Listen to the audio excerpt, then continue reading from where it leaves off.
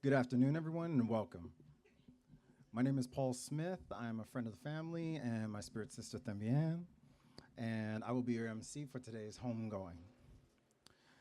We're gathered today to celebrate the life of Freddie, Skipper, Earl Jackson, a man born on a day some call the day of uncompromising vision. We'd like to begin with a few acknowledgments. First, I would like to thank Fred's daughter, Thembian, her husband, Renoir Salgado, and their son, Jackson Salgado, for hosting all of us in their home for this special occasion, as well as recording and live streaming so that more can join us from wherever they are. Next, I'd like to thank all of you, family, friends, and community who have traveled from near and far, the town, Sacramento, Georgia, and elsewhere, to celebrate and pay respects to Fred. We'd especially like to thank all of those who've contributed and donated to make this event possible. The beauty that we get to manifest together in this way is in large part due to your generosity. So we'll begin with an opening prayer. The following is a traditional Nahuatl prayer.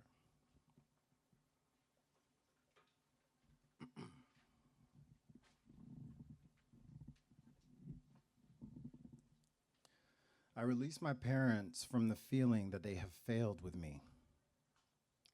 I release my children from the need to make me proud so that they can write their own ways according to their hearts. I release my partner from the obligation to make me feel complete.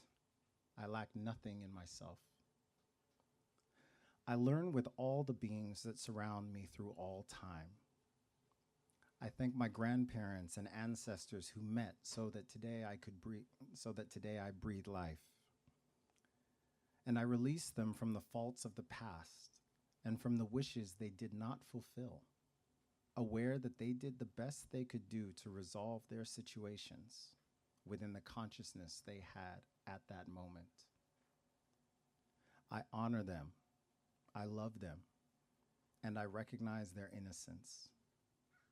I bear my soul before their eyes, and that is why they know that I do not hide or owe anything more than being faithful to myself and my own existence, walking with the wisdom of the heart. I am aware that I am fulfilling my life project, free of visible and invisible family loyalties that may disturb my peace and happiness, which are my greatest responsibilities. I renounce the role of savior, of being the one who unites or who fulfills the expectations of others. And learning through love, I bless my essence and my way of expressing, although there may be someone who cannot understand me.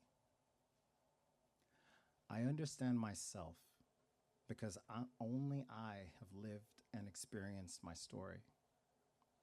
Because I know myself, I know who I am, what I feel, what I do, and why I do it. I respect and approve. I honor the divinity in me and in you. We are free.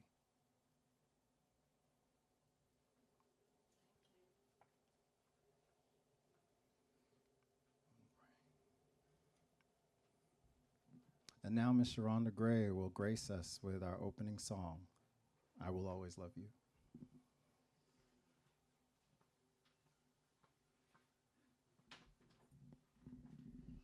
Thank you. Giving honor to God, who is the head of my life, and thank you to each and every one of you today. My cousin Keisha invited me here. I'm the lovely. And she expressed to me, I didn't have the honor of meeting Mr. Frederick, but she did express to me that he did hear me sing before and that he loved my voice and he would wanted me to sing if anything happened, or he would love for me to sing at one of his events or occasions. Unfortunately, it's this occasion, but it is blessed. This occasion, we don't choose our own, but it is God sent. And my job is to sing people home to glory because it's my gift from God is to give back and to honor and use it in the correct way. So I am more than honored to sing for him, sing him home to glory. So pray my strength as I come.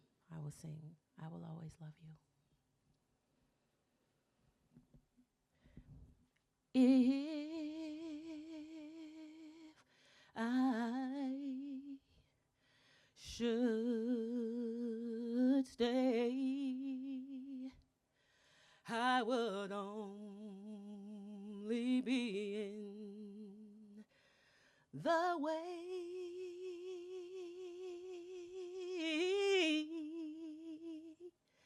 So I'll go, but I know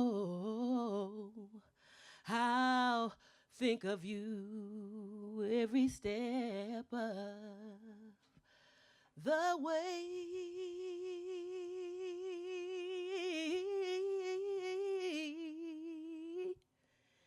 And I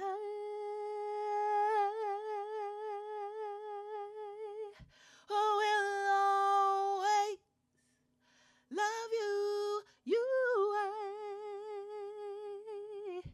I will always love you. Bittersweet memories, that is all I'm taking with me. So goodbye, but please don't cry. We both know I'm not what you need. And I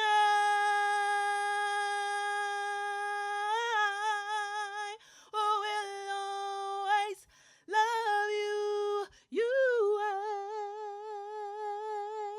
I will always love you.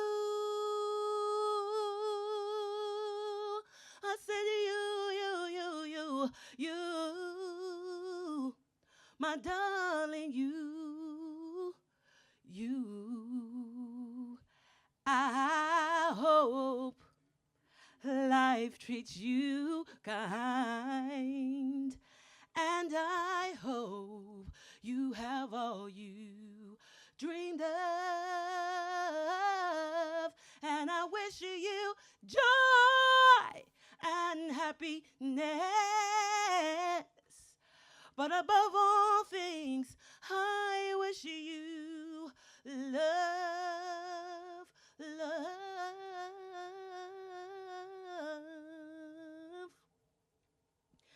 And I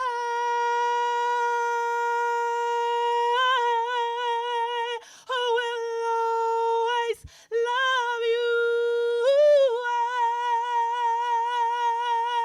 I will always love you. I will always love you. I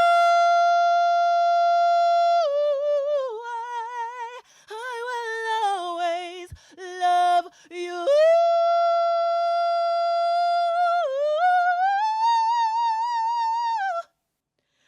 I will always love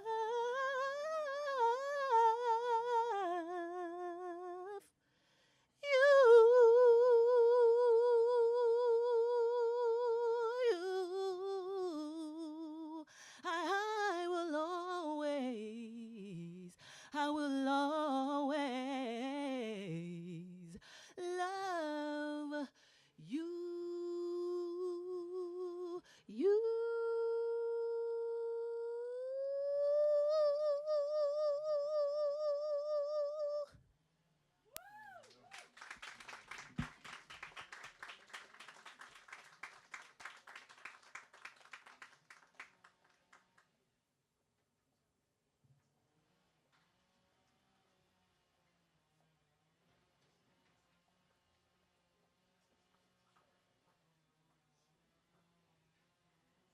Hallelujah. Well, we're going to move to the next song, which is Open Up My Heart by Yolanda Adams.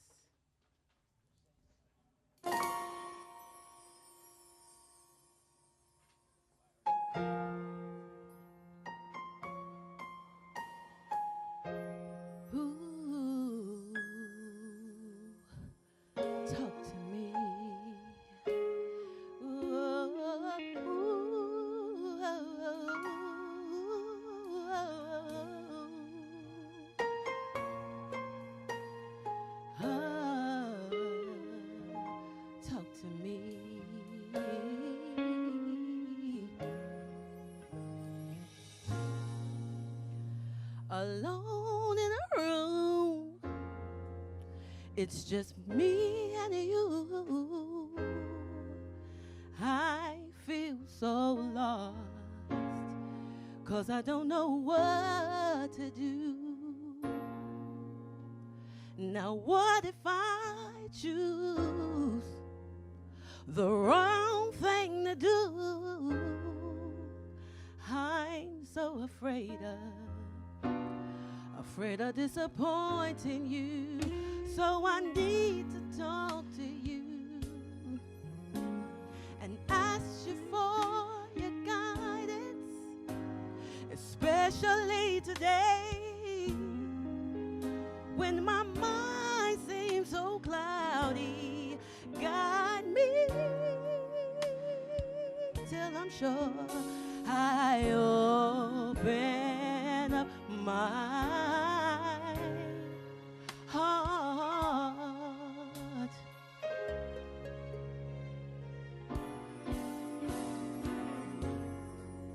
My hopes and dreams are fading fast. I'm all burned out. I don't think my strength's gonna last. So I'm crying out to you. I know you are able to pull me through, and I need to talk to you, Lord, and ask you for your guidance, especially today when my mind seems just a little bit cloudy. Lord, guide me until I'm sure I open up my heart. Oh yeah, yeah, yeah. Show me how to do things your way. Don't let me make the same mistakes over and over again. Your will be done, and I'll be the one to make sure. And in me, woo, I need to talk to you. Yes, I do. And ask you for your guidance, especially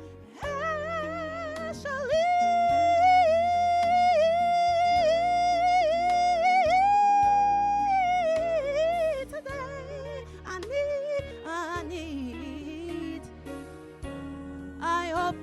I open up my heart to you, oh yeah. All I need is one word. I open up my heart to you. You're the lover of my soul, the captain of my sea. Guide me. I open up my heart. Oh yeah, yeah, yeah. The lover of my soul. One word. I open up my heart. My heart. You're the lover of my soul and the captain of my sea. I need one word from you. That's why I open up my heart.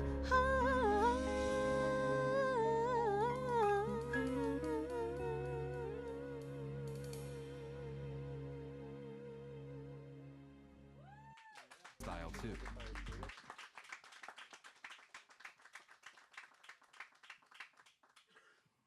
Right. One more time for Miss Rhonda Gray, please.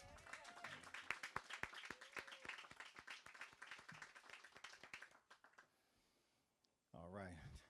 And if you didn't know, I think everybody knows, this is a musical family. So music is core. It's at the core. It means so much, that expression. All right. So at this time, I'd like to call Thimbian's husband and Fred's son-in-law, Mr. Renoir Salgado, up to share with us a portrait of Skipper.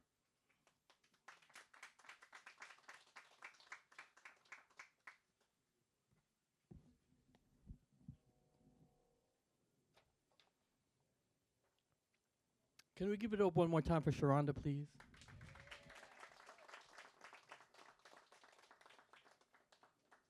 Welcome, everybody.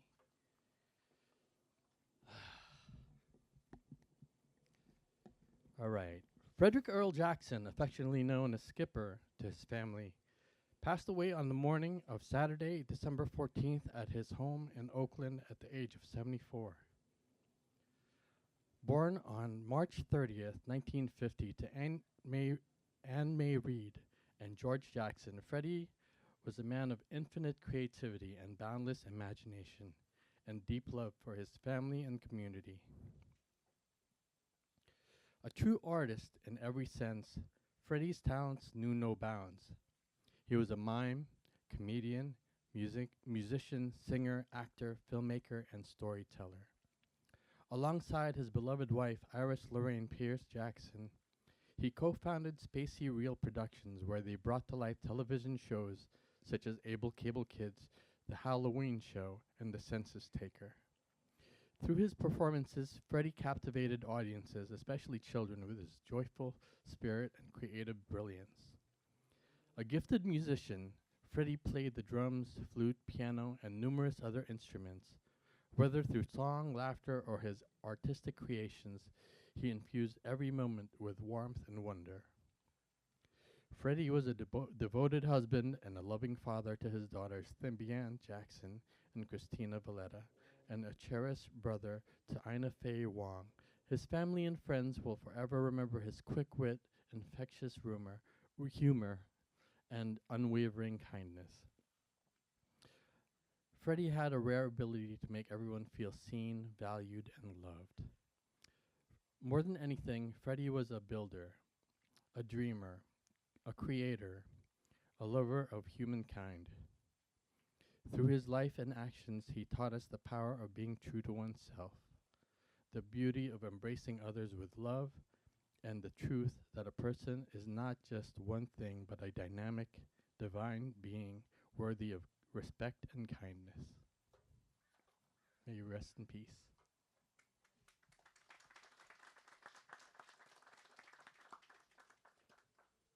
Thank you.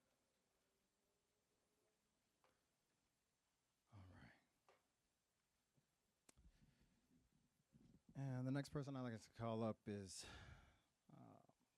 well, there's only one of her because they kind of broke the mold with this one. I'll just say this. Ephesians 6:1 says, and paraphrased, children, honor your mother and father. This woman has lived that, loving, caring, and providing for her parents to the best of her abilities while raising her own family and building her career. It's the kind of year in, year out care that doesn't just happen. So, family, the kid, Thimbian Jackson, will now share with us sketches of her father.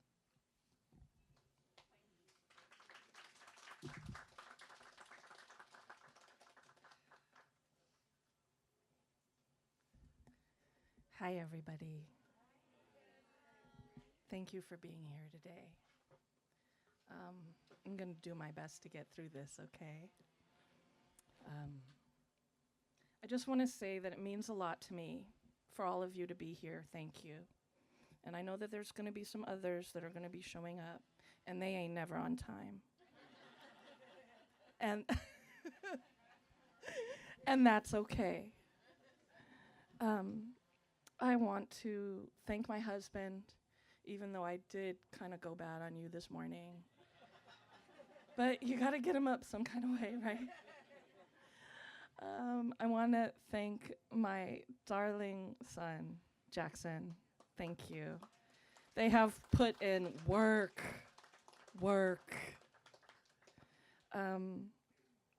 So I am Thimby Ann Jackson, for those of you who do not know. I am the daughter of Frederick Earl Jackson, also known to the family as Skipper. So I am going to put my big girl panties on today. And as Mama Aretha would say, and I'm going to follow the stunning example of my dear cousin Kendra right here by honoring my father in eulogy. Skipper was a true artist extraordinaire. He played the drums, bass, flute, horn, piano. He sang. He did mime. I can't do it, but he did it. He was a puppeteer. He was a designer, actor, performer, mechanic, photographer, videographer, movie maker, strategist. He was all the things, okay? He was an artiste. Maker, builder, dreamer. He was a dreamer. He was a creator. He was a peace-loving human being, and he was a loving father. He wanted to be there for his children. He would speak about how his father wasn't there so much for him, and it was extremely important for him to be there for his children. It meant a lot to him, and he was there for me. I'm his elder daughter, I don't know. And his younger daughter is here as well. And I'm just going to point her out and ask her to please stand. Yes, you have been officially put on blast. This is Christina, everyone. This is his youngster. And he's so very proud of you.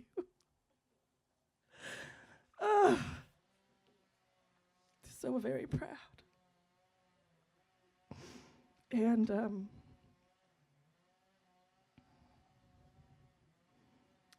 she's very smart. She goes to UC Davis. She's getting her PhD, y'all. Can we just give it up for her one time? You have a lot of family here that you've never met, my dear. It's gonna be a little overwhelming, okay? It hurt his heart that he wasn't able to be there for her and raise her, but he was incredibly thankful to the Valletta family. He was so thankful for raising such a strong and beautiful child.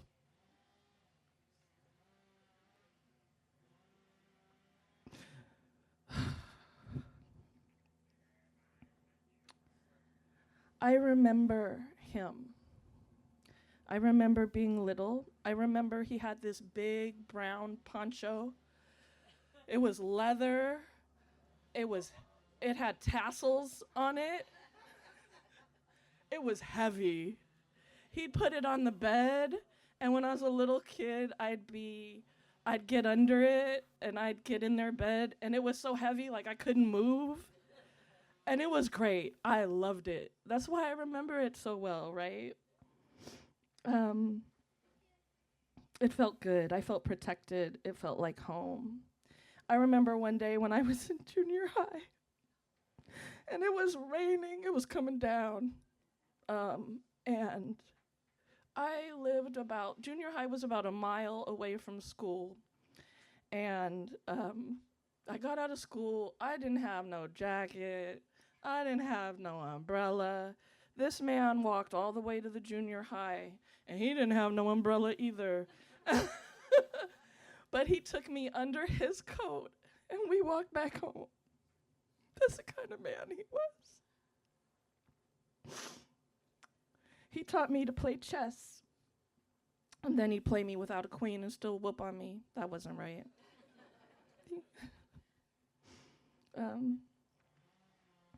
he would have friends come over, and then he'd say, "Yeah, play the kid in chess. Play the kid." And then I'd play him, and I'd whoop him, and he'd be like, and they'd be all embarrassed because the little kid just beat him, right? He was proud, and he could always fix something. He brought me a dryer, a washer and dryer, and the dryer would always break down, right?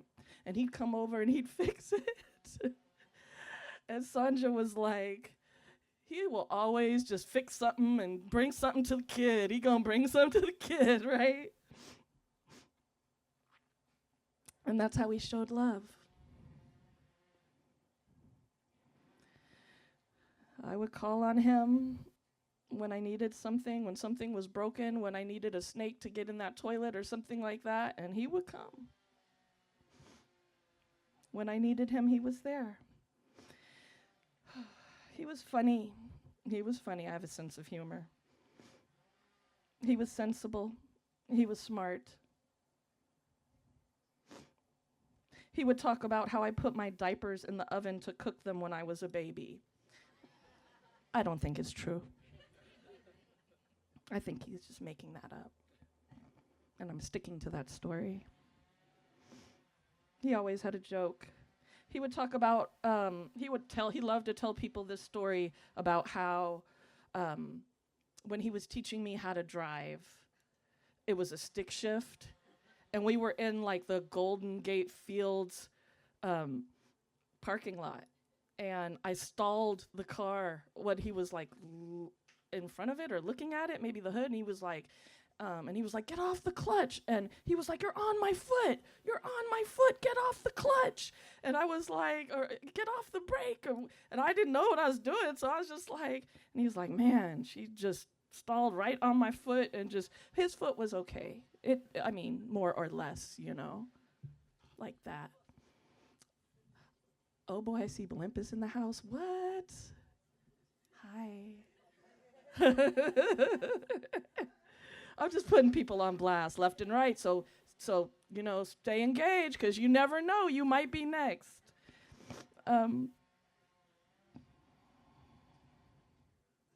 So him and my mother right there, they would play music all my life. So from the time I was very little, they'd have jam sessions. They'd be playing all night. My friends wouldn't want to spend the night at my house because they couldn't get no sleep. I'd be like, well, when you're tired enough, you'll go to sleep.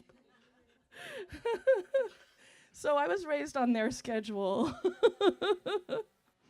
So I stay up all night, and I like to sleep all morning. Yes, people can testify. But they would play music, and so here, where my mom stays, they play music, and I might go to the kitchen or something, and I'll hear it, and it's home. That's what that feels like. It's reassuring, and it's peaceful. My father was like the Pied Piper. He would be humming or whistling a tune, and he could be down the block. He could be at the corner, and I would start hearing it. I might be in the front of the house, or this is, and he's like, and I hear it, and I know it's him, and I know he's around. I'll be like, okay, Pops is here. I knew he was near. I was his number one. She's number two. And he was cool. Come on, Skipper was cool, right? I was cool just to be his daughter. I was, let a little bit of it rub off on me. I could never be cool like him, though. But a girl can try. I am very much my father's daughter. That is real. My grandmother, she would say, she walks like Skipper. I don't want to walk like the man. My father was unapologetically himself, right? He was comfortable in his body. He was certain, he was confident in who he was. Through his actions, my father taught me to be true to yourself, to love others, and that a person isn't only one thing, they are many. Like it says in the obituary, they are complex, dynamic, divine beings, worthy of respect and love. Each and every one of us.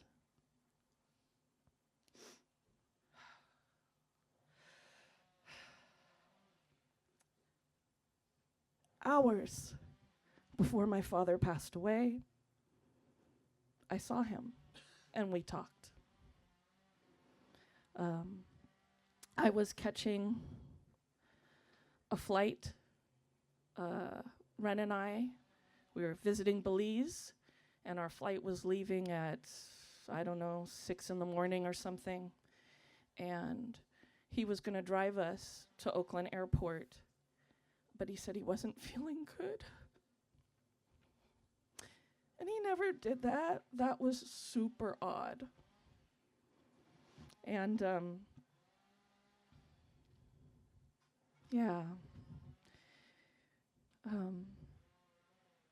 I went over there and saw him. He was over in Mom's spot. And we talked. We talked about how our dear friend and my uncle Earl, his like a brother to him. Many of you know Earl. Had been murdered and passed away. And we were just in so much shock. We talked. I told him, it sounds like, you're not doing well. I see your hand. Like, what's going on with you? Do you need to go to the hospital? I think you should go to the hospital. Well, I have an appointment on the 19th, and I'm, it's coming right up, and I just need to go home and take my medicine. And I'm like, Pops, I'm worried about you. I was like, do I need to cancel my trip? Because I will cancel my trip. Just let me know. He's like, no, don't do that. I'm going to just go home. It's fine. Oh, da-da-da-da. And the last thing he said to me was, love you, kid. I said, I love you too. I'm so thankful for that. I'm so thankful.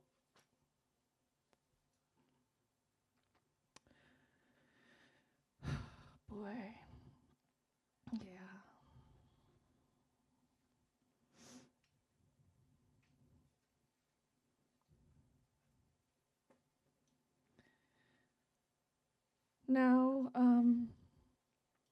Now he's joined my grandmother, his mother.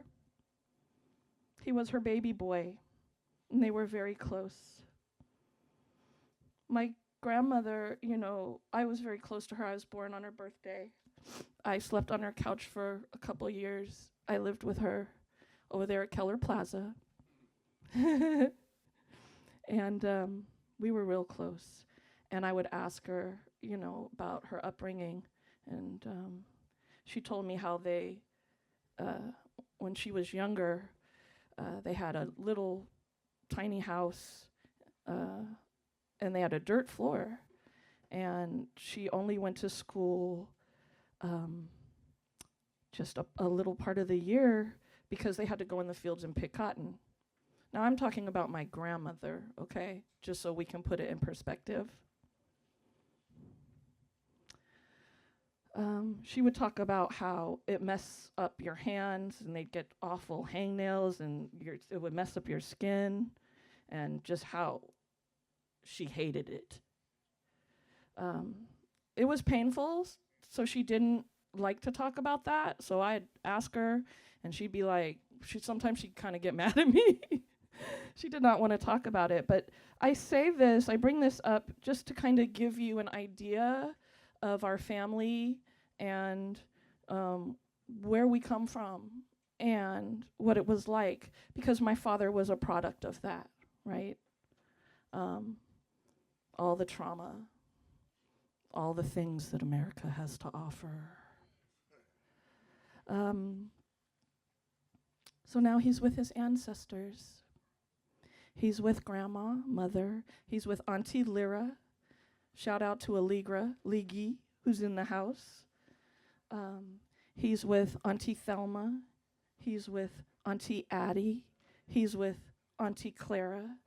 Yes, the Drake sisters is looking out for him. I'm so thankful for the time I had with him. I'm so grateful. These are the sketches of my father, Skipper. Thank you.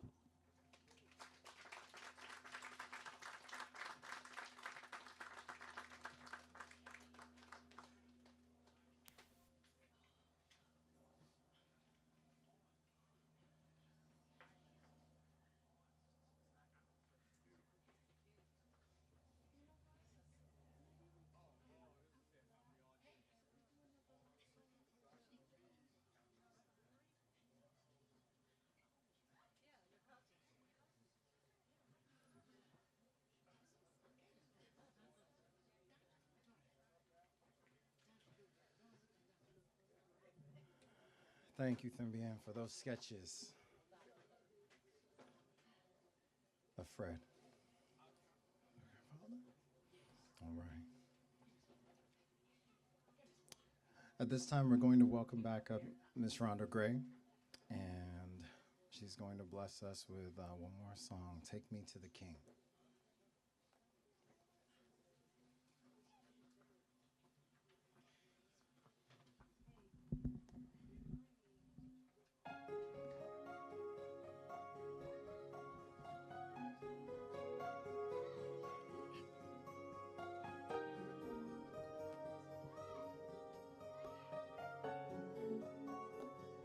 Take me to the King. I don't have much to bring. My heart is torn in pieces. It's my offering. Take me to the King. Truth is, I'm tired. Options are for you. I'm trying to pray, but where are you? I'm all churched out, hurt and abused.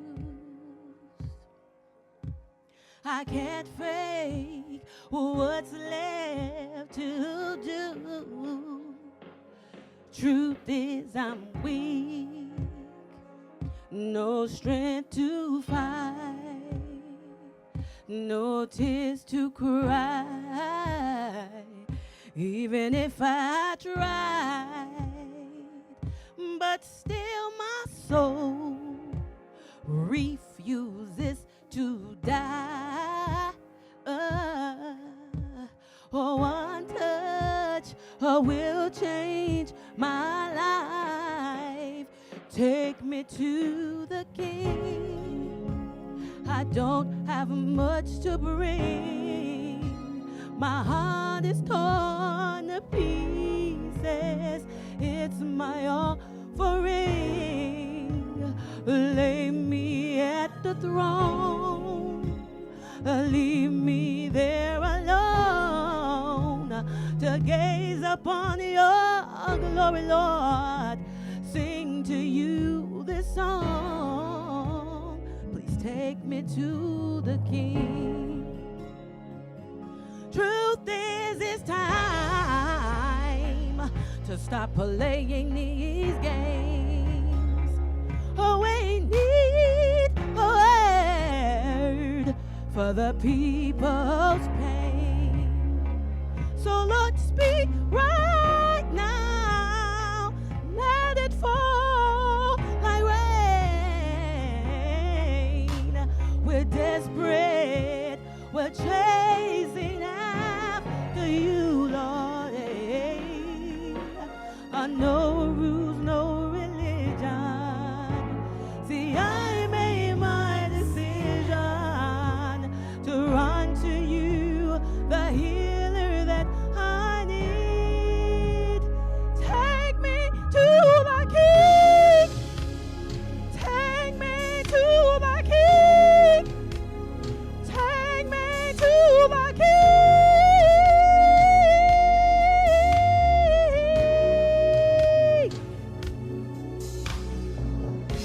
Take me to the King.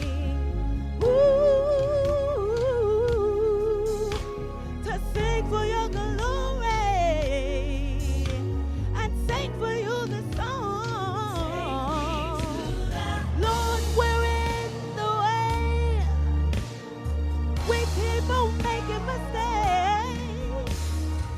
The glory's not for us, it's all for you.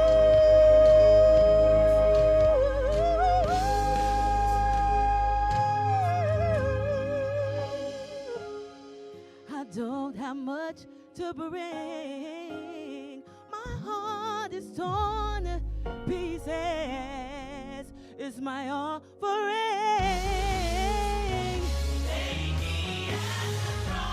Lay me at the throne. I live to sing for you the glory. Take me to the King. Take me to the King. Take me to the King.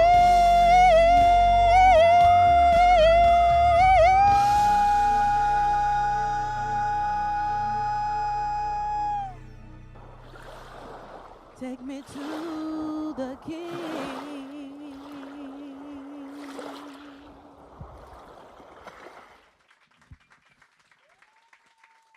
I just want to take a quick moment. Logistically, like we've got folks that have arrived and like are coming in, and so this is actually an opportunity for folks to be able to come in. We have got seats here. All right, we've got seats for folks to come in. Also, well, I think some folks have made some space. But if there's anyone who looks like they're in my generation or a little younger, please take up the call to just make sure we have space for any of our elders that are making their way in.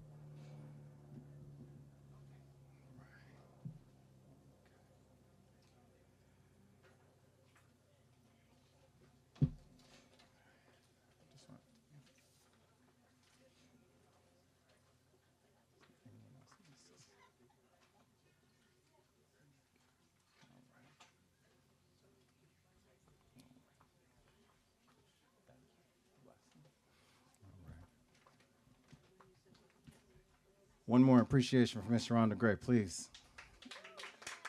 Okay.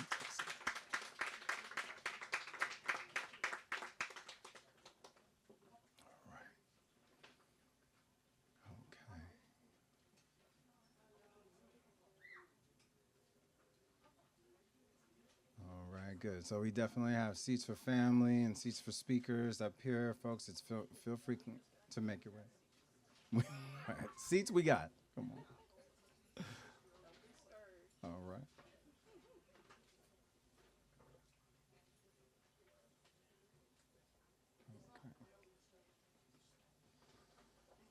All right. Well, as folks get settled, we're going to go ahead and continue with the program. We have some family reflections that we're going to get into now. So the first family reflection that we'll move into, I'm going to call Freddie's niece, Sandra Crawford.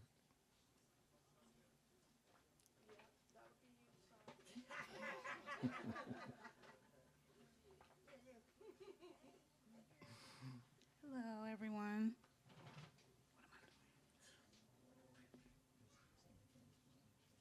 Oh, I got stories, y'all. Hi, good afternoon, everyone. Where do I start?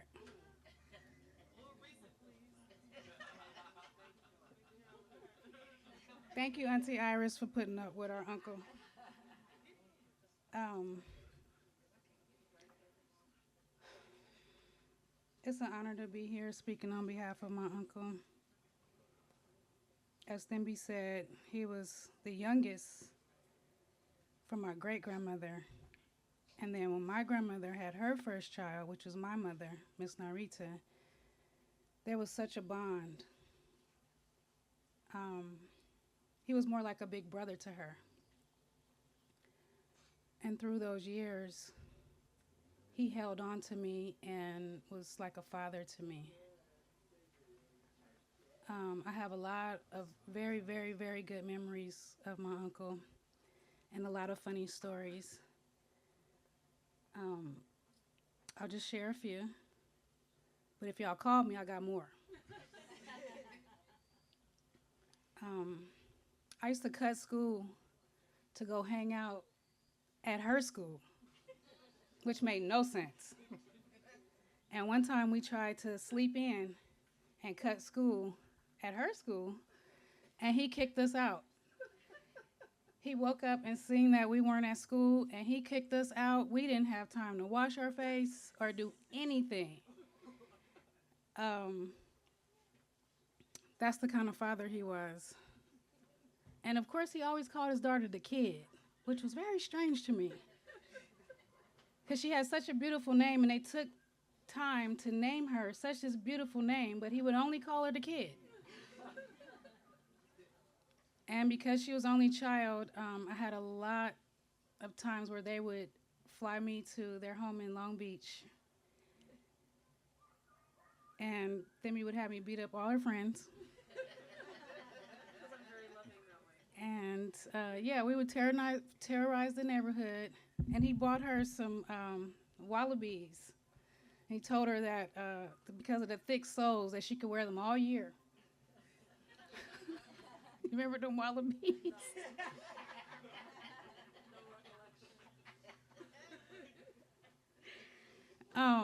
During that time, I also had a story where my hand got caught in the Century 21 sign, and he was like, "Oh man, Sandra, they gonna have to cut your whole arm off." Um, but yeah, he was such a great man, and during that time, also they had a cable company, Able Cable Kids, and he would take us to the parks. And this was when rap battling and LL Cool J was coming up, and so he taught us how to be journalists at a very early age.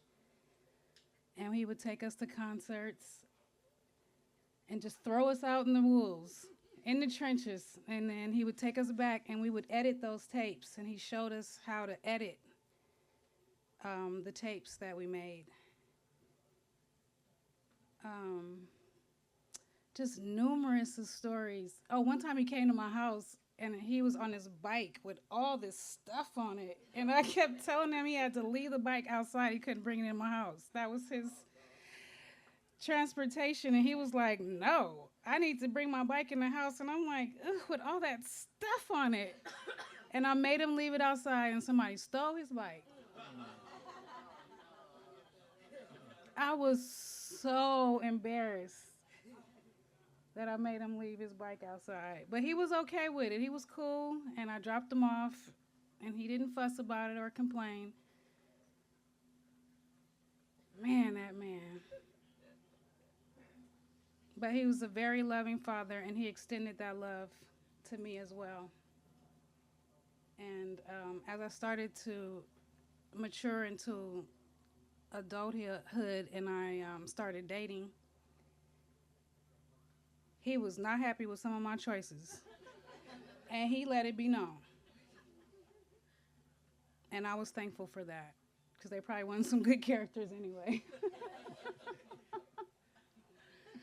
But I'm going to miss my uncle in numerous ways. Thank you for letting me share.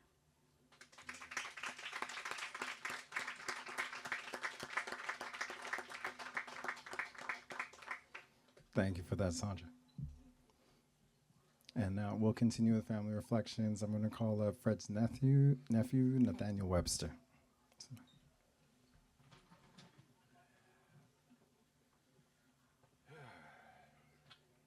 Hello, I'm Nathaniel Webster.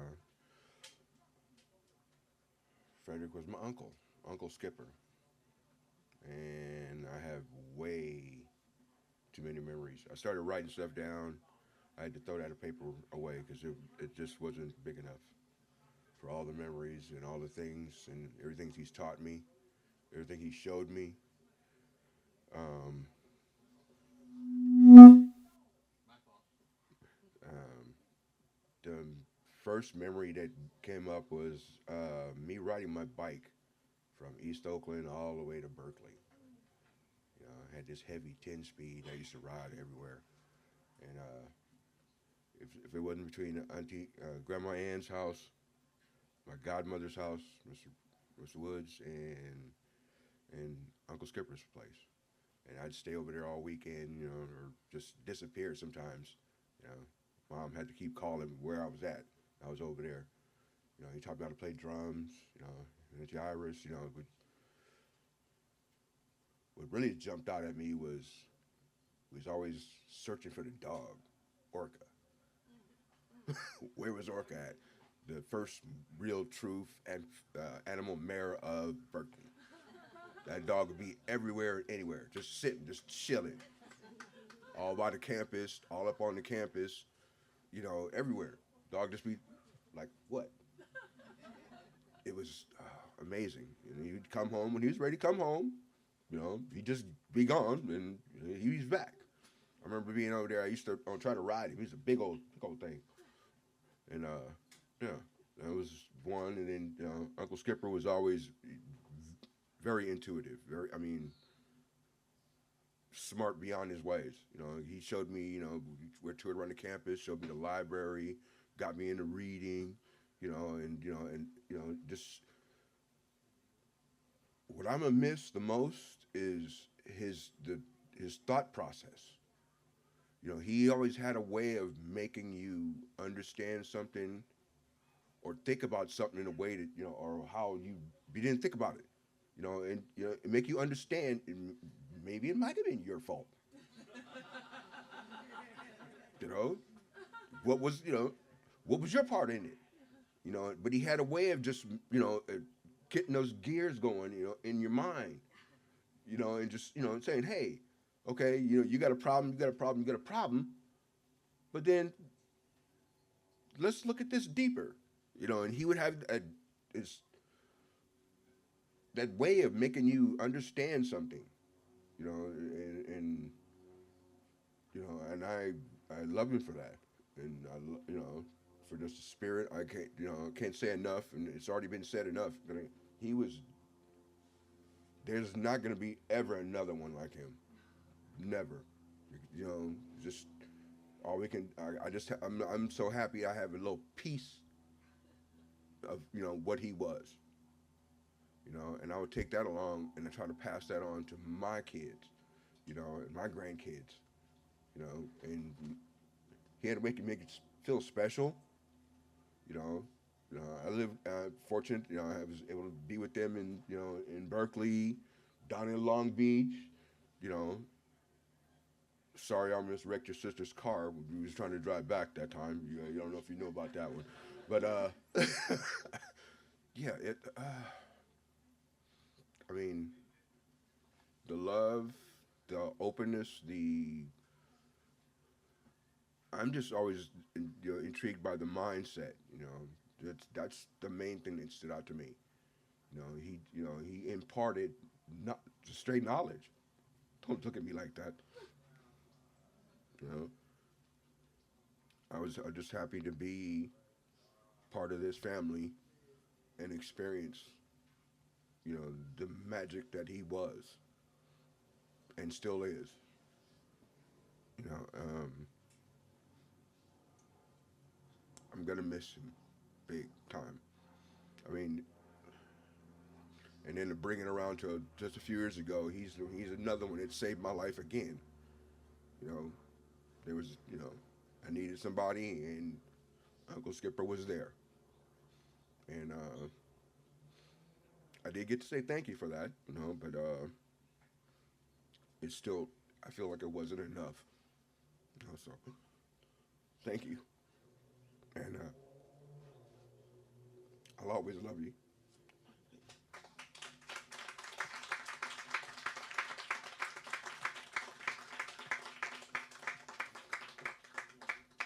Thank you, Nathaniel.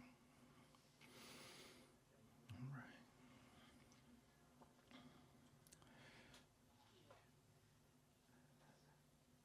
And now I'd like to welcome up Skipper's partner in life, the one and only Mrs. Iris Lorraine Pierce Jackson. Mrs. Iris.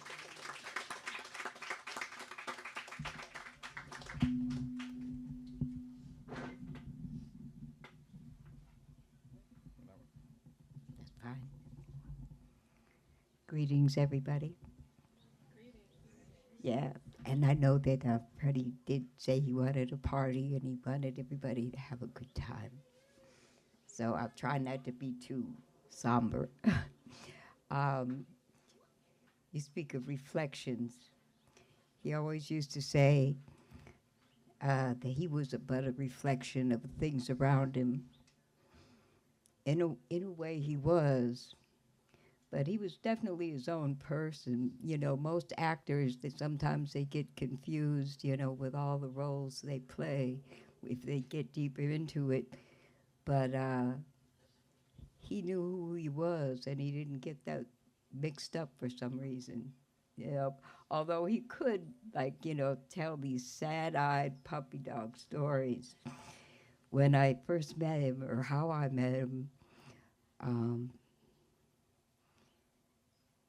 it started with I wanted my sister's saxophone shipped out from New York because I wanted to play that, having been a clarinet player in the band for years.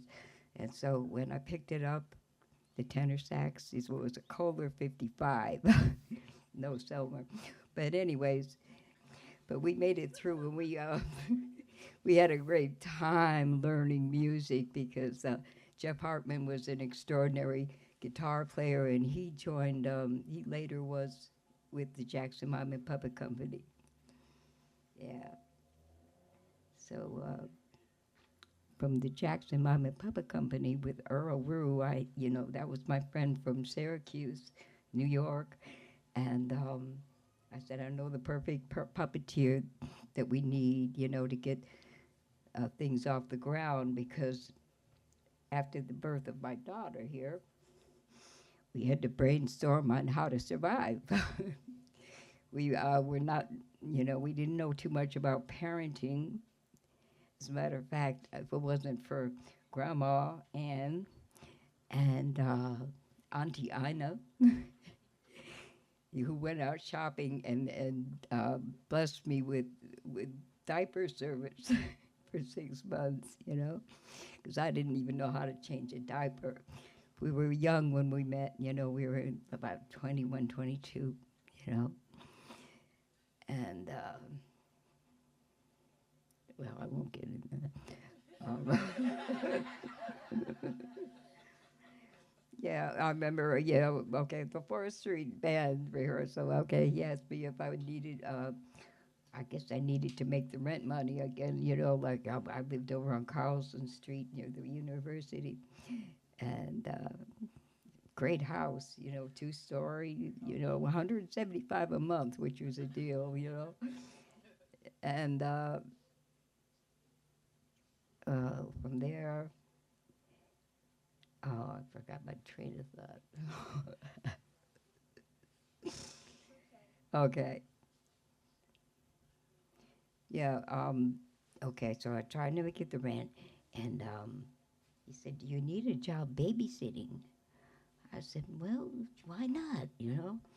And so Ina was going away for the weekend, and there was Sean and Tony and all these kids, you know, to babysit. You know, and they're checking us out, you know, like everything, you know. But that's when we got together. He was so quiet, he didn't talk too much. And me being a curious person, you know, I think that history, you know, is who you are in a way.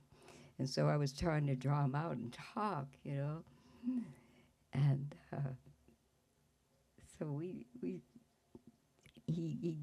did a mime sketch, you know, like Marcel Marceau had made famous, the mask maker.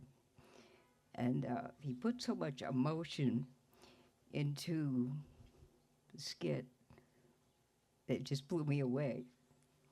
And I said, that's it.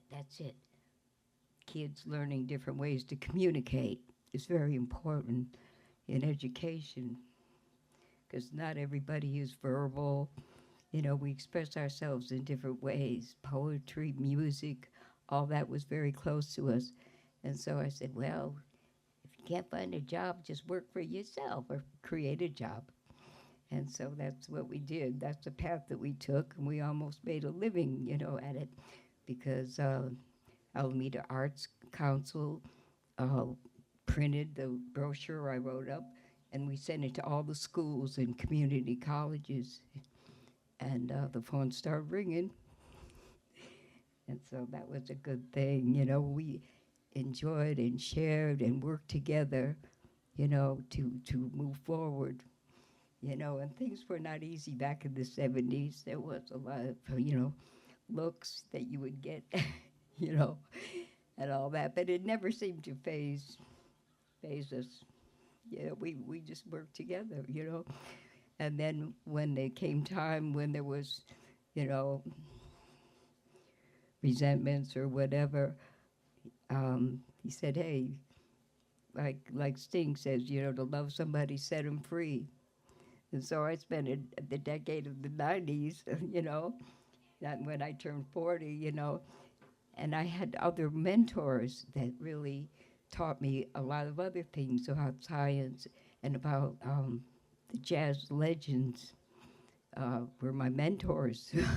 And I got to meet all the heroes of jazz, you know, that I really looked up to when I first got into music, you know. But then we reconverged after the 90s and became the best of friends all the way, all the way through.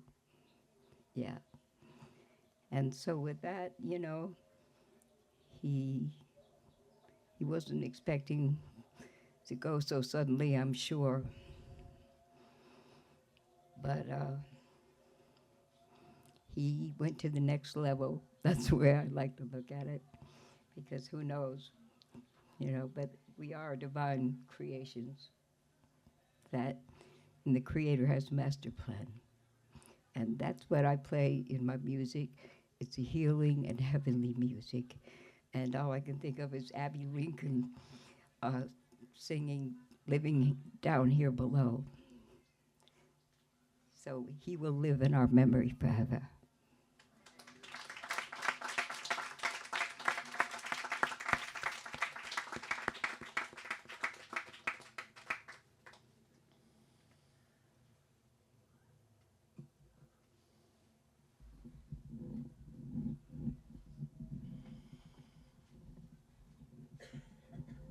Thank you, Mama Iris.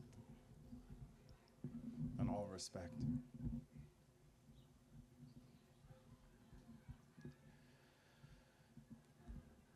Folks, we're at that point in the program where we're actually going to kind of open it up to folks to be able to have some of their own expressions if they'd like to share. We'll have two members of the family that we'll go ahead and get started with, but I just want to give you that heads up that that's coming. So if there's anything that might be on your heart or mind or something that you'd like to share and kind of offer up to Mr. Fred, that time is coming. So at this point, we're going to start with Fred's niece, Miss Gayla Carr.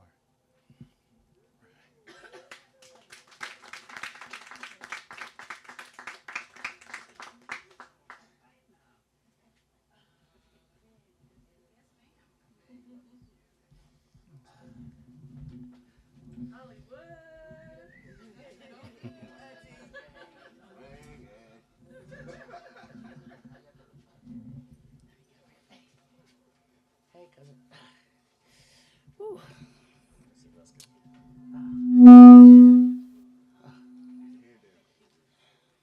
Be quiet. I am, we call him Uncle Skipper. Uncle Skipper's niece. My mom is Donja Lou. Um, Skipper is my mom's baby brother. And the last of the Mohicans. Okay, I wrote a little something for him. Whew. This is Sanja, named after my mama. Mama, Donja, and Sanja. Anyway, okay. Freddie. F is for fearless, fine, ferocious, and funny. R is for real, raw, real, rare, and raw. E is for excellent, exciting. D is for daring, dedicated, and drummer. D is for dependable and determined. Y is for young, yearn, and youthful. E is for eager, hold it for me, eager and educated. A is for amazing, awesome, and adored. R is for rebel, rational, and radiant. L is for laugh, love, life, and lived. J is for joy, jamming, and jazz. A is for adventurous, admirable, and able. C is for cool, calm, caring, and charisma. K is for kind, keen, and kin. S is for solid, sincere, and soldier. O is for optimistic, original, and open. N is for now, noble, and new. My Uncle Skipper was true and mastered the flute, kept us entertained, and had plenty of game, telling jokes and fixing things. He was the baby of the bunch, the icing on the cake, and helped us when we were in a crunch. He will be missed from the north, east, south, and west.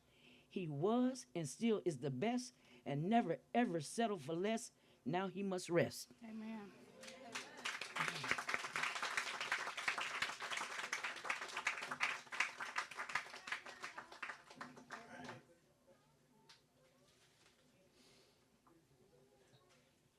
Thank you, Ms. Gayla. All right. And now we'd like to call up Fred's cousin, Miss Sheila Ingram.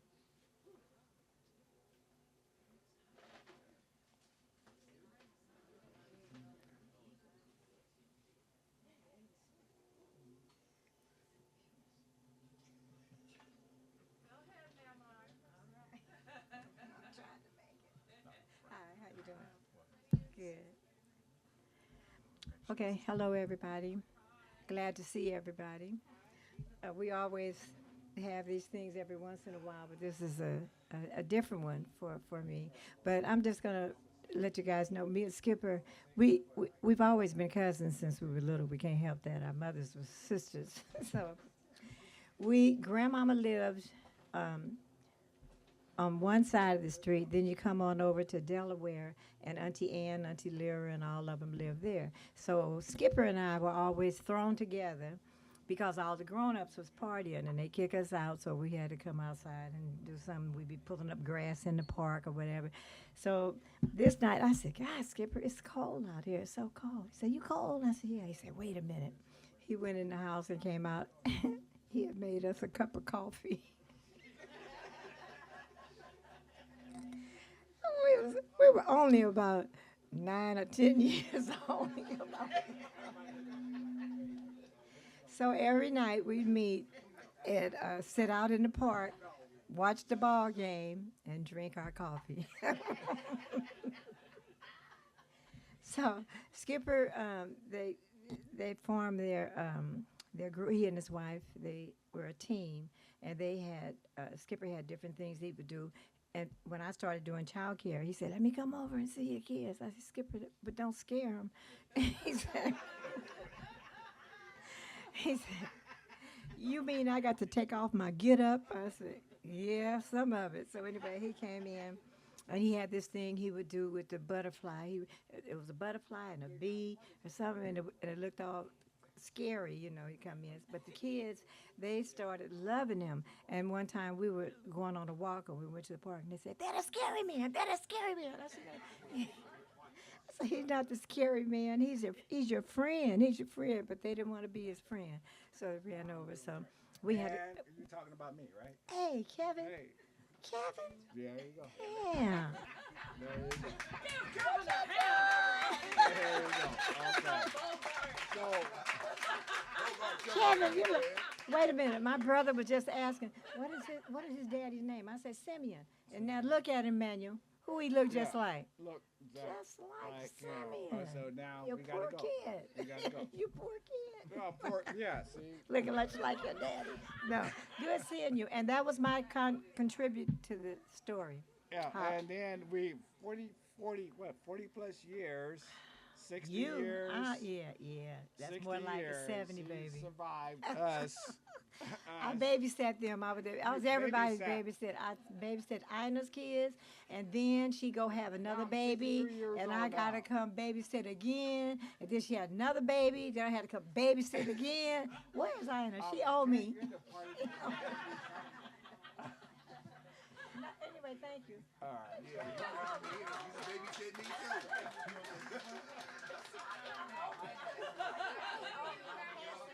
Pass the hat.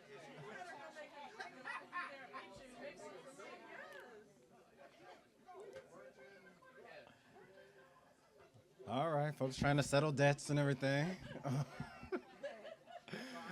So, you got one? Come on.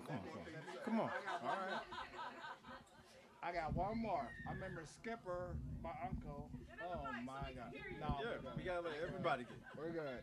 We're good. I got one more. Skipper.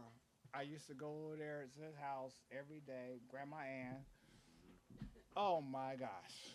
All we did was the water bed. We had street bands, the driveway, and the band. Bop, bop, bop. Hip hop. Right? Yeah, I remember that. You remember that? And that's what's in the other room, right? Bop, bop, bop. Slide in the family stone. It's a family day long. affair all day long, huh? Yep. There you go. I'm going to leave it like that. Yeah, so much music. So much music. Remember, Hey, this is- before Minnie Riperton got Yes. big. She was in the studio Yes. next door. Yes. She was singing. He was Yes. like, "Who is This that?" is bullshit. Went over there. I mean, I was a little kid and don't remember. I mean, didn't know who she was until later on. That was before she got A party.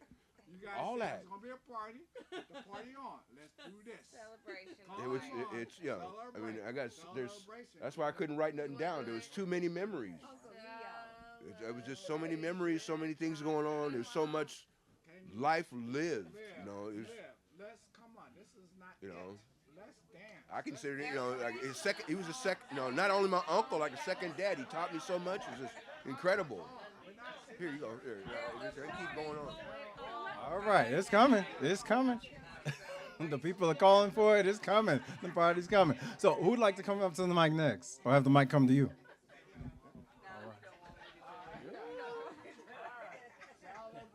But you know what? Really, let me tell you the honestly speaking. Here we go. Okay. Here we go. With Thimby's permission. Thimby, is it okay? It's okay, dear. Okay. Okay. So, my mother's best friend right there, Iris, and Fred, they were my music teachers. That's how we met. We call each other sisters, but not biologically, but Sister spirits. literally, we're sisters, right?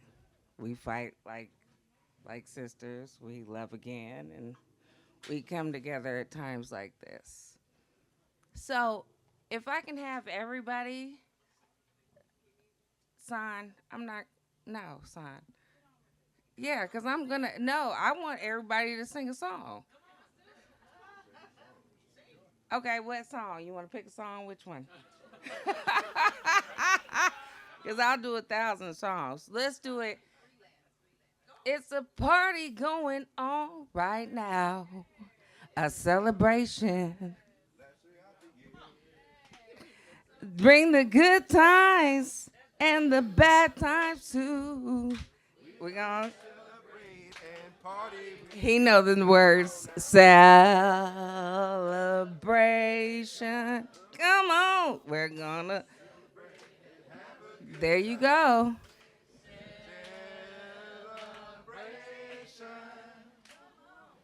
Gonna celebrate and have a good time. There you go. That's it. I love you, Fred. Oh, your dad used to always be like, call me Dad. Fred. Cheers. And that's what Fred actually wanted, is for us to celebrate his life and really just have a party in honor of his name.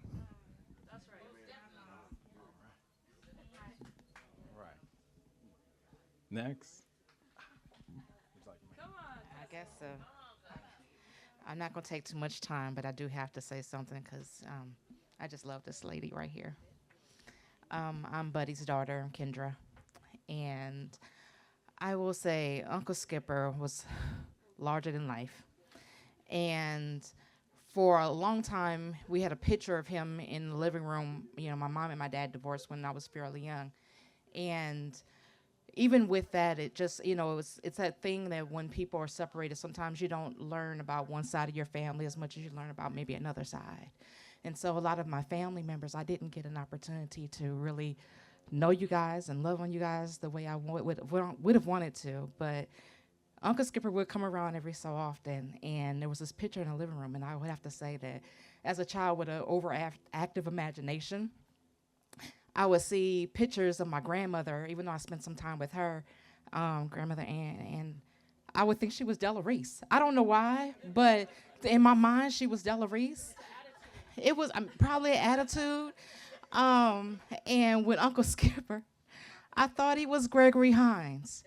He looked so much like Gregory Hines to me, and every time I would see him on TV, I was like, that's my uncle. I don't know.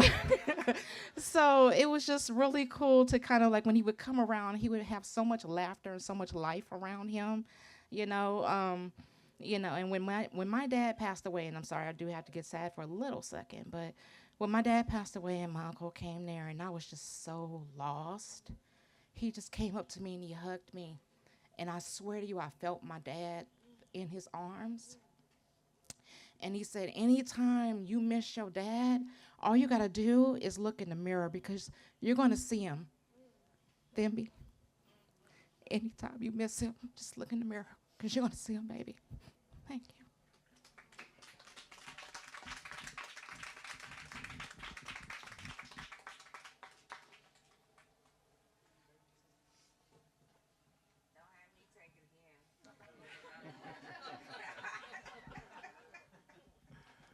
Yeah, we got to do a couple folks in between. Spread out. All right.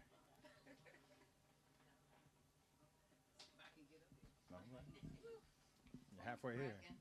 Halfway here. Just want to be here for a second. But this is one of my favorite cousins. My name is Allegra. I live in Los Angeles. Don't get to come out here often. But we would have so many great times fellowshipping together. Family would come to Los Angeles. Of course, Skipper there and Themby and I, we had many, many, many talks. And Themby, I just want to encourage you because you are such a great mother. And, you know, we go a long ways. You know, I was the only child, and, you know, there's a lot going on. But we would sit and we would talk, and it would help us to talk, you know? And I just really appreciate you, because you are not just a great mother, but you are a great forgiver. You have a big heart, and I appreciate that. And I know it's about Skipper, but you're a part of Skipper. And so I love what's in here. I got to take this back home, but I love everything that's in this program and this traditional, how do you say it? Nawati? Prayer. This prayer. I release my parents from the feeling that they have failed with me. And then I release my children. I mean, that is so awesome because that's really what we need to do. And I just want to say, I encourage each and every one of us to encourage our family members as much as possible. Give them the flowers while they're alive right now. Let me tell you something. There was a time, because I saw Skipper. Skipper was awesome. He's just a great comedian. He could sit and just look like he's meditating on something, and something just comes out of his mouth and you start cracking up. He was definitely a comedian, but he was also very, very talented. But the one thing I want to talk about is he was such an encourager. And as I was growing up, he saw a lot of things that I had to face, that I had to go through, but he was there. He pat me on my back. He encouraged me. He gave me great stories to think about. And there was so much laughter in the room. And it was a healing. You hear me? It was a healing. And so as I got older, I remember there was a time when Skipper came to Los Angeles, and maybe that was early 2000 or mid 2000. But I remember him coming down. We went to lunch, and of course, looking at him as a talented man and just gifted, I didn't see that spark in his eye like I used to when I was growing up. And so I sat there with him and I asked him, Skipper, what was it? Because I knew he loved instruments. I knew he loved to sing. I knew he loved the puppetry. I said, what was it? Well, how come you stopped, Skipper? And when I say that, I mean it was a part of him. So if he's in the house, he's going to do something. But I looked at him as that person. What's the name? Gregory Hines. I looked at him. I had so much respect for him, and I saw him going up, moving forward. But I didn't see the spark anymore. I said, "What?" And he said, and I don't know the whole story. You probably have to tell me, Mom. You probably have to tell me the rest, but he just said they didn't want me anymore, or things were going into the electronics, computerized, and so forth. Just like now we got AI, and that's horrible. And so I wanted to make it better for him because he was just a great kind of guy. And so I'm saying all this to say, again, encourage each other. You hear me? Because, see, we're all talented. Each and every one of us are talented. We are gifted. We each have something to offer this world. But sometimes life gets in the way, and it can harm a person and make them feel like they're nothing. And Skipper was everything. He was everything. He was life himself, right? And so I have a poem that I just want to read because I feel like it fits him. I don't know if anyone ever heard the poem Dash. Has anyone ever heard that? It's about your birth and your death, and it's a dash in between. And I just want to read that. And if there is even a young person here, young, middle age, old, don't give up on your dreams. I think that if Skipper was here today, he would say that because he was just he was an encourager. Yes, he was gifted. Yes, he was talented, but he was so encouraging and he was so loving. You hear me? So here I go.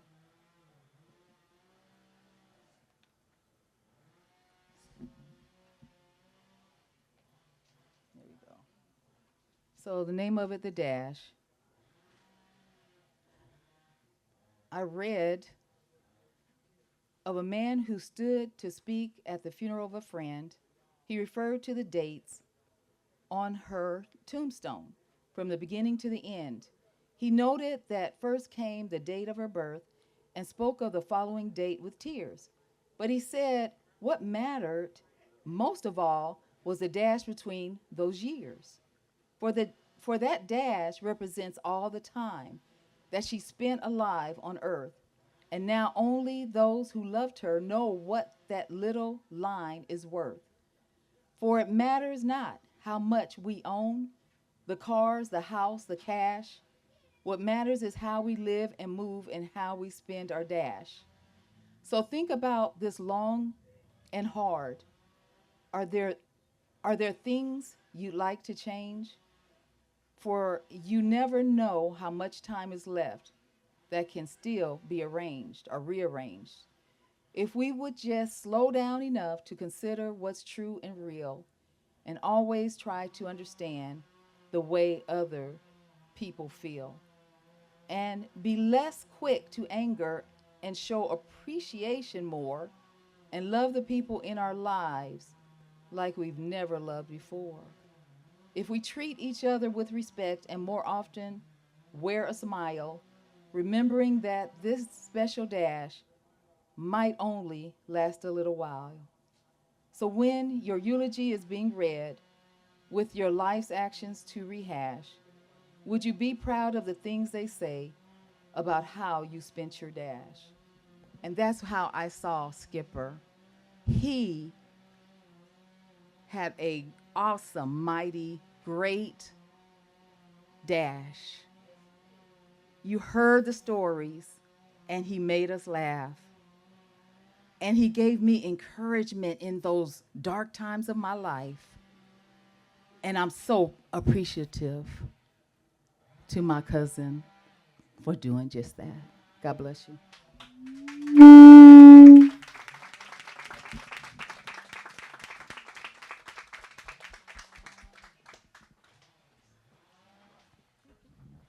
Thank you for that. All right, just want to put the call out one more time. Anyone else who would like to share or send something up for?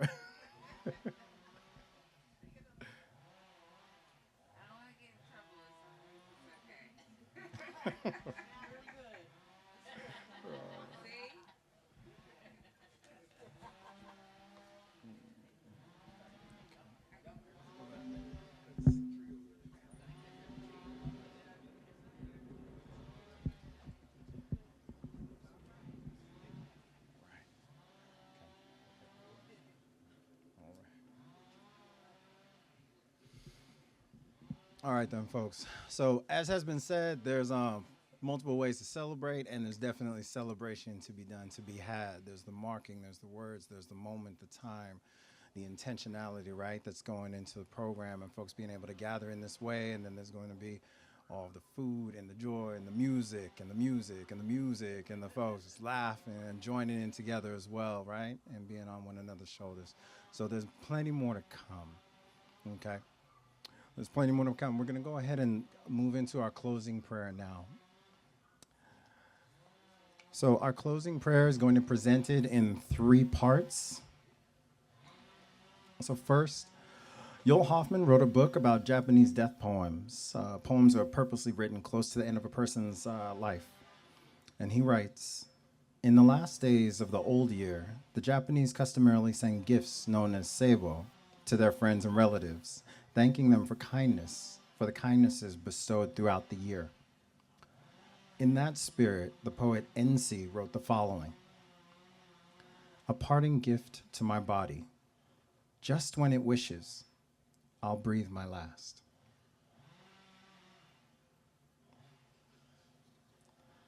Second, Paulo Coelho wrote about what he called the warrior of the light. In one passage, he writes, a warrior of light knows his own faults, but he also knows his qualities. Some of his companions complain all the time that other people have more opportunities than we do. Perhaps they're right, but a warrior does not allow himself to be paralyzed by this. He tries to make the most of his virtues. He knows that the gazelle's power lies in its strong legs. The power of the seagull lies in the accuracy with which it can spear a fish. He has learned that the reason the tiger does not fear the hyena is because he is aware of his own strength. He tries to establish what he can truly rely on, and he always checks that he carries 3 things with him: faith, hope, and love. If these 3 things are there, he does not hesitate to go forward.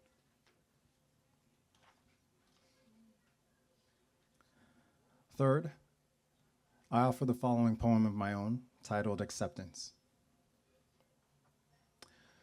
What do you say to love except I am yours? What do you say to open arms if not squeeze? What greater thanks do you offer God for breath than deep and repeated inhalation? I love what will become of me now.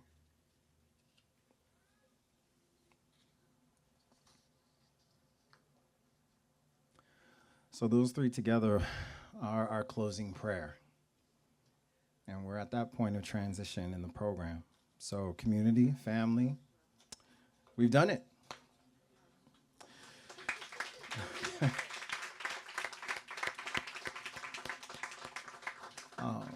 Fred's spirit must be able to hear us and feel this love. This is where we close the formal program, but as you know, we're not done yet. And all are welcome to stay. We'll have dinner shortly. Drinks are inside. Please enjoy the lounge area, the fire pit. We'll have music, videos, part of the big game. And when it gets darker, we'll play the slideshow. There's an amazing, beautiful slideshow put together by Jackson Salgado. And so we're just waiting for it to get darker so we can experience the fullness of that. All right. And I just want to give it up for my brother here, Paul Smith. Thank you, brother. It's my pleasure. My absolute pleasure. Respect to my soul sister, Sister Thimbian Jackson, Mama Iris, to all the family, community. Thank you for your efforts to be here, to come together. And let's just enjoy each other and send it up to Fred. All right?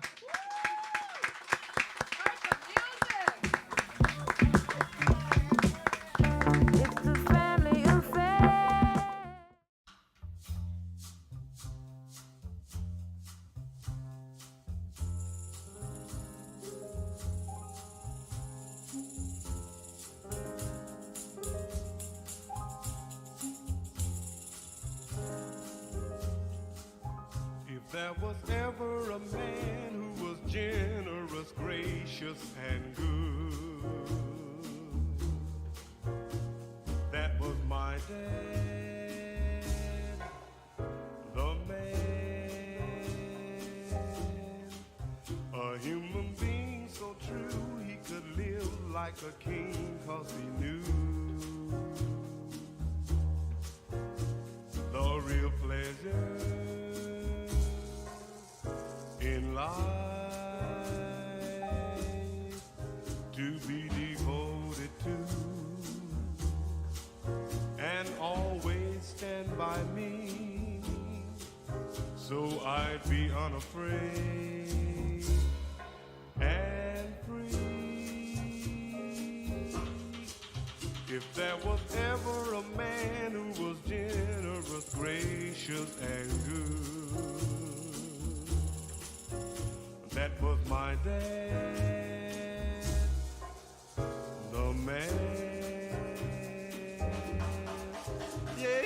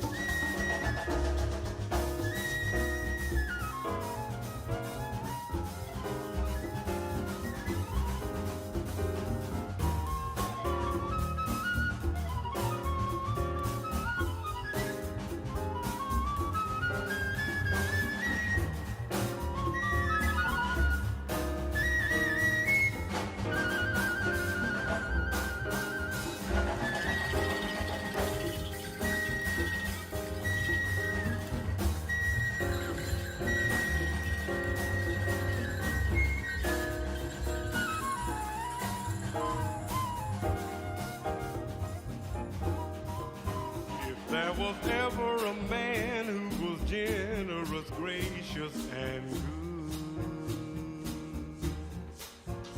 That was my dad, the man, a human being so true he could live like a king, 'cause he knew the real pleasure in life to be devoted to and always stand by me, so I'd be unafraid and free. If there was ever a man who was generous, gracious, and good, that was my dad, the man, the man, the man.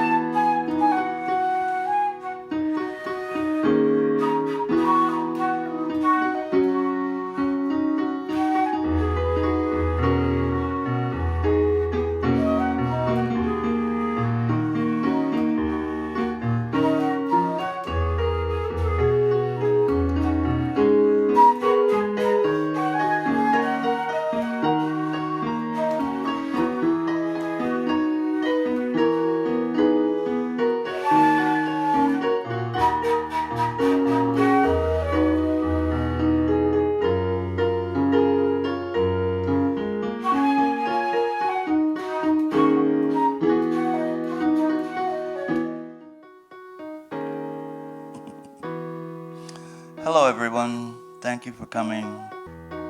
I remember way back when I was a little kid, you know, I didn't have any shoes to go to school. And Auntie Laura said, we're going to get that boy some shoes so he can go to school. And it happened. Then I remember I was struggling in the old institution because I didn't know my ABCs. And my Auntie Laura pulled me to the side. She said, boy, you're going to learn your ABCs. You know, I was in the 4th grade and didn't know my ABCs. And that's really a crime. You know, it's even more of a crime when way back in the day it was illegal to teach black people how to read and write. Such atrocities that we have to put up with. Auntie Laura didn't really go by those laws, you know. She made her own way. She did her own thing, and she did it her way, which was a great way to do things. And I will always appreciate that, you know, because the struggle of women, especially black women, is very difficult. But Auntie Laura, she just went all above that and made her own. And that's what I appreciate, you know. I remember before she went down south to Long Beach, before Compton, and I went and lived with them down there, down in sunny Southern California, and learned a few things. I think I was about 13, and I remember a lot of wonderful memories, actually, and I will always remember my Auntie Laura. Auntie, I love you very, very much, and thank you.